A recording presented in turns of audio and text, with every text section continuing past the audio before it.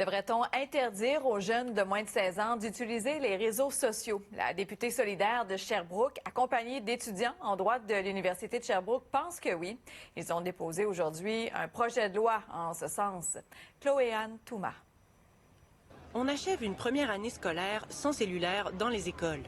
Malgré cette mesure, les jeunes passent encore plus de 4 heures par jour en moyenne sur les écrans. Cyberdépendance, sextorsion, anxiété, les conséquences négatives du temps passé en ligne sont nombreuses pour les jeunes. Madame la députée de Sherbrooke présente le projet de loi numéro 796. La députée Christine Labrie a déposé un projet de loi vendredi pour mieux encadrer l'utilisation des écrans. Il a été rédigé par des étudiants en droit de l'Université de Sherbrooke. Nous avons grandi au 21e siècle dans une ère où le numérique est en plein développement et où nous avons été aux premières loges pour réaliser que, effectivement, une utilisation des écrans, des médias sociaux ou des jeux vidéo dans un environnement qui n'est pas bien encadré peut mener à des conséquences qui sont problématiques pour les jeunes et pour la société. La principale mesure de ce projet de loi vise à interdire l'utilisation des réseaux sociaux chez les moins de 16 ans. On a voulu venir préciser le vide juridique autour du contrat d'adhésion aux réseaux sociaux. Donc, même si, effectivement, on ne paye rien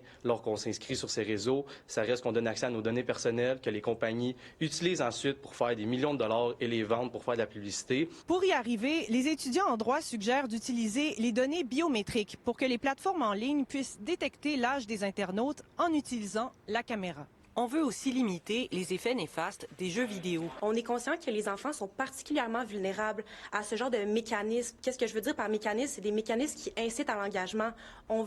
Ce qu'on recherche en fait par ce travail, c'est sensibiliser en interdisant les processus cachés qui poussent les utilisateurs à consommer davantage. C'est un projet de loi qui vient transposer législativement certaines des recommandations qui étaient dans le rapport de la commission spéciale sur les écrans et les médias sociaux et leurs impacts chez les jeunes. Avec quelques jours à peine à faire à la session parlementaire, personne ne s'attend à ce que le projet de loi soit adopté avant les élections. L'objectif ici est d'inciter le prochain gouvernement à agir. Moi, je trouve ça beau à voir que la société civile, les jeunes qui sont ici avec moi, veulent que le gouvernement prenne encore cet enjeu-là. Chloé-Anne Touma, TVA Nouvelles, Sherbrooke. Le repêchage de la LH